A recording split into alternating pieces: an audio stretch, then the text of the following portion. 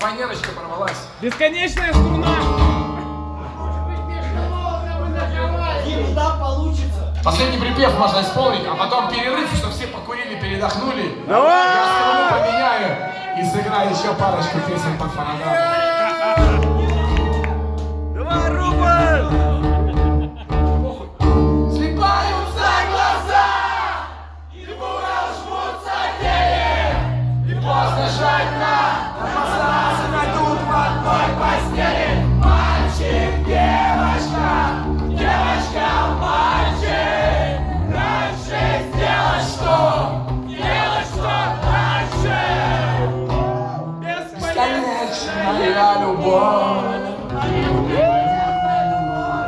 бесполезный стук.